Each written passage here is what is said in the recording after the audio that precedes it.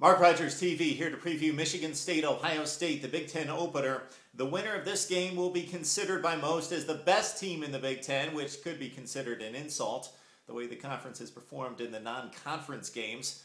Nevertheless, Ohio State 4-0 with 3 consecutive unimpressive wins against Central Florida, Cal, and UAB. Michigan State, after the loss to Notre Dame 20-3, followed that up with a win over Eastern Michigan, just 23-7, a game in which the Spartans led just 9-7 in the fourth quarter. So both coaches, Mark Antonio and especially Urban Meyer, talked about all the deficiencies on their ball clubs this week. So let's talk about the bad. For Ohio State, it's on defense. This defense is loaded with talent, with highly recruited players who have not just been 5-star recruits, 4-star recruits, but have performed at this level, but not this season, and not as a unit. John Simon, Jonathan Hankins, Bradley Roby, one of the best young defensive backs in the country, C.J. Barnett, Ryan Shazier, a speed demon who brings the blitz from the defensive secondary. These guys are not making the plays consistently. Teams like UAB, just down 6 points in the fourth quarter, made an 80-yard drive, almost won the game. So the Buckeyes need to play better on defense. They need to play up to their potential. Also for the Buckeyes, on offense, Urban Meyer has been clamoring for a playmaker on offense. Well, Coach Meyer, this is not Florida 2008. Don't have those kind of players on this offense. Jordan Hall's a nice player, good running back. Made his debut last week with 105 yards rushing, but he is not a scary player to the defense. He's not a game breaker, game changer. Neither is Carlos Hyde, who, fortunately for the Buckeyes, comes off a sprained knee and comes back to action this week after just 24 carries and missing a couple ball games. Carlos Hyde, a very tough runner, physical runner, dependable runner between the tackles, but not a game breaker. And on the outside, you've got Devin Smith and Philly Brown. They're good wide receivers. They show flashes of brilliance, but not consistently. Devin Smith drops too many balls. He's got 3 touchdown catches this season. Philly Brown, a more productive player at his position. Okay, let's stay on the negative theme and let's go to Michigan State, where it all stems in the passing game. It's been abysmal with Andrew Maxwell at quarterback. 3 touchdowns, 3 picks, just 56% complete. More than that, he's not making big plays in the passing game. He doesn't have time, nor is he making the reads and making the throws to pick up big yardage. He's throwing everything underneath.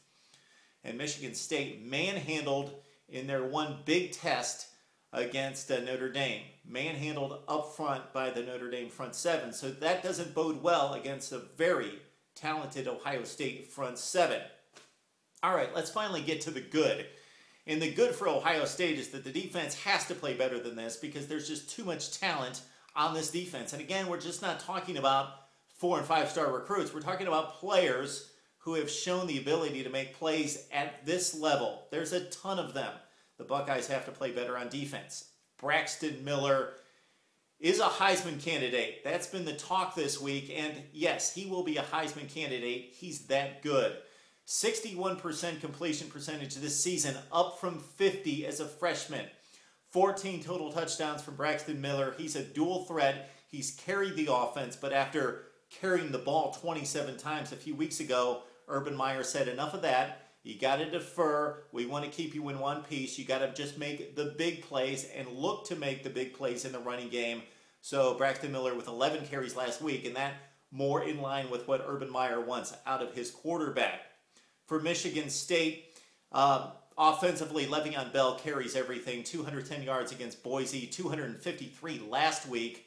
But against the better defenses, specifically Notre Dame, just 77 yards for Le'Veon Bell. It'll be interesting to see how he performs against Ohio State. Le'Veon Bell, not a home run hitter.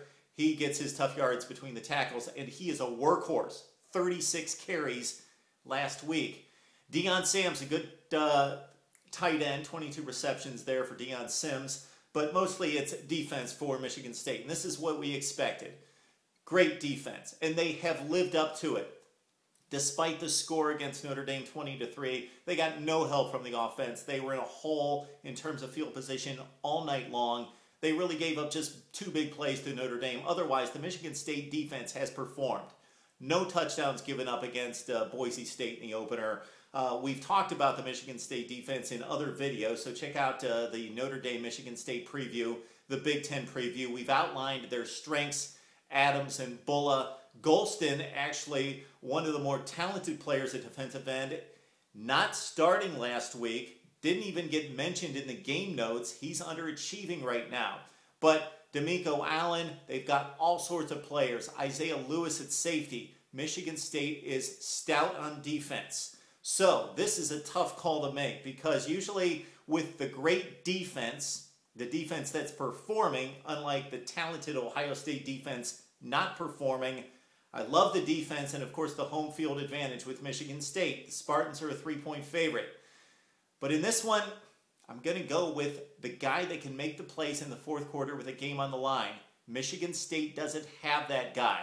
Ohio State does in Braxton Miller. Whether it be on the ground or through the air, Ohio State's got enough talent around him to help him out, and Braxton Miller can pretty much do it all by himself.